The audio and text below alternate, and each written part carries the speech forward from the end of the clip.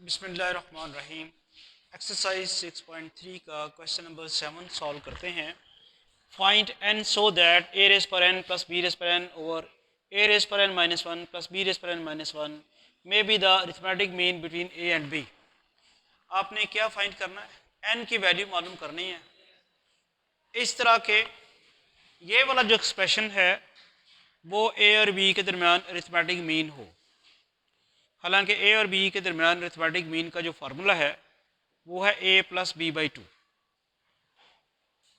Arithmetic mean का formula a plus B by two है। उसने ये दिया हुआ है, तो इसका मतलब क्या हुआ?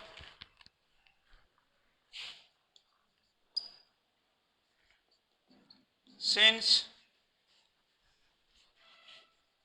ए plus B by two is the arithmetic mean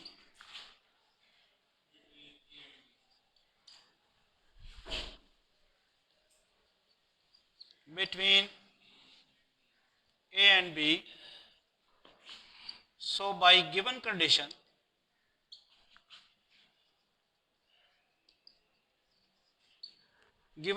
के मुताबिक A plus B by two किसके इक्वल होना चाहिए? A N plus B raise A raise पर एन प्लस बी रेस पर एन ओवर ए रेस पर N minus one plus B raise पर N minus one. ठीक है, और ए और बी के दरमियान अरिथमेटिक मीन होता ये है और उसने दिया ये हुआ। फार्मूले के मुताबिक अरिथमेटिक मीन होता ये है ए प्लस बी बाई टू, लेकिन उसने दिया हुआ है ए रेस पर एन प्लस बी रेस पर एन ओवर ए रेस पर N minus B raise plus B raise पर एन माइनस वन। तो फिर ये दोनों बराबर होंगे, और अगर ये दोनों इक्वल हैं तो फिर ज़रा क्रॉस मल्टीप्लिकेशन करके देखते हैं। A plus b into A raise पर N minus one plus B raise पर N minus one two into ए रेस पर एन प्लस बी रेस पर एन। क्रॉस मल्टीप्लिकेशन में ये होता है ना, इसका डिनोमिनेटर इसके साथ मल्टीप्लाई हो जाएगा और इसका डिनोमिनेटर इसके साथ मल्टीप्लाई हो जाएगा। नेक्स्ट ज़रा देखें, ए को इसके साथ मल्टीप्लाई कराएं ए इंटू ए रेस पर एन माइनस वन, फिर ए को इसके साथ कराएं तो क्या आएगा? ए इंटू बी रेस पर एन माइनस वन, फिर इसके साथ कराएं बी को, वो क्या आएगा? ए रेस पर N minus one into B, फिर बी को इसके साथ कराएं बी इंटू बी रेस पर एन माइनस वन, इसको मल्टीप्लाई कराएं टू ए रेस पर N plus two B raise पर n. A into A raise पर एन माइनस वन किसके इक्वल आ जाएगा? ए रेस पर एन के। यहां से ए बी रेस पर N minus one plus A N minus one into b, और ये बी इंटू बी रेस पर एन माइनस वन किसके बराबर आ जाएगा? बी एन के। उधर आपके पास क्या है? Two A N plus two B N, यही है। ये वाला ए एन और ये वाला बी एन ज़रा राइट साइड पे लेके जाएं। हम क्या कर रहे हैं? उसकी कंडीशन को अप्लाई करते हुए एन की वैल्यू फाइंड करने की कोशिश करो। तो ये आ जाएगा, इन दोनों ये आ जाएगा ए और ए बी रेस पर N minus one plus A N minus one B, और अब आप उधर ले जाएं इसको टू ए रेस पर N plus two B raise पर एन माइनस ए रेस पर एन, ये वाली टर्म उधर चली गई, और फिर माइनस बी रेस पर एन। ये ए रेस पर एन जब आप राइट साइड पे ले गए तो माइनस ए रेस पर एन हुआ।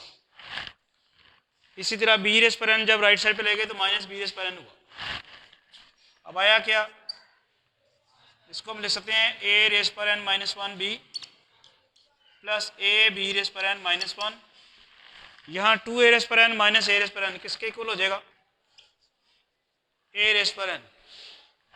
टू रेस पर B N minus B raise पर एन किसके बराबर हो जाएगा? प्लस बी रेस पर एन। ठीक है। नेक्स्ट स्टेप जो है, अगर आप ये वाला एक्सप्रेशन उधर ले जाएं और वो बी इधर ले आए तो देखिए क्या बनता है।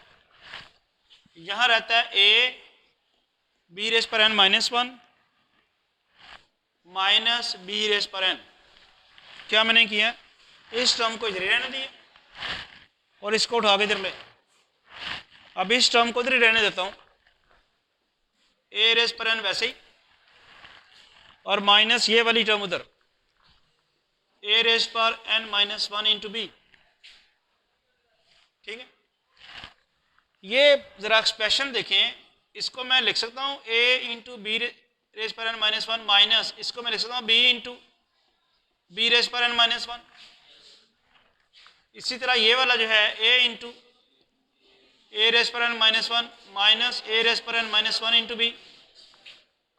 जी अब क्या होगा, इन दोनों में से क्या चीज कॉमन निकलती है, बी रेस पर एन माइनस वन कॉमन निकलेगा, और यहां क्या रह जाएगा, ए माइनस बी।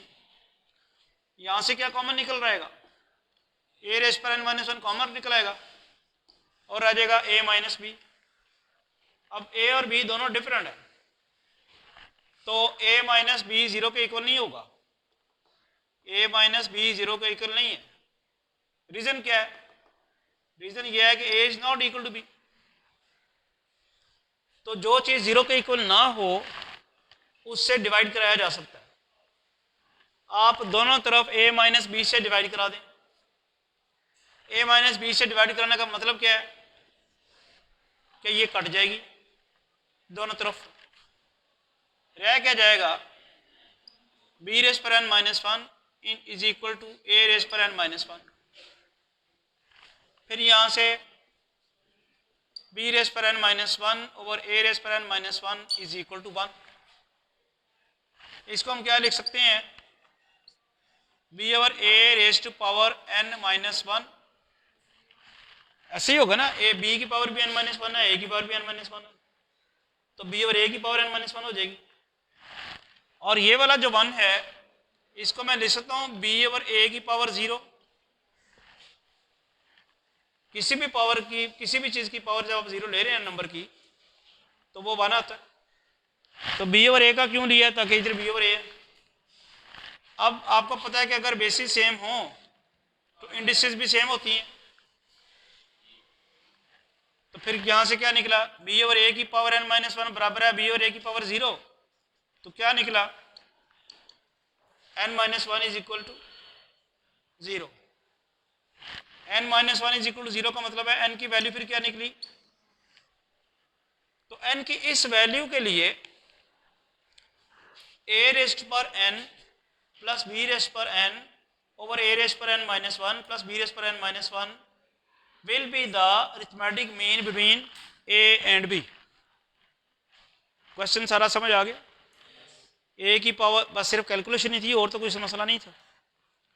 ए की पावर एन प्लस बी की पावर एन ओवर ए रेस पर N minus one plus B raise पर एन माइनस वन, अगर ए और बी के दरमियान अरिथमेटिक मीन हो तो एन की वैल्यू फाइंड करें।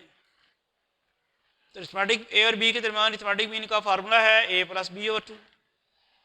उसको बराबर रख दिया ए रेस पर एन प्लस बी रेस पर एन ओवर ए रेस पर N minus one plus B raise पर एन माइनस वन के। फिर उसकी सिंप्लीफाई की, एन की वैल्यू क्या आ गई है, क्लियर होगी बात।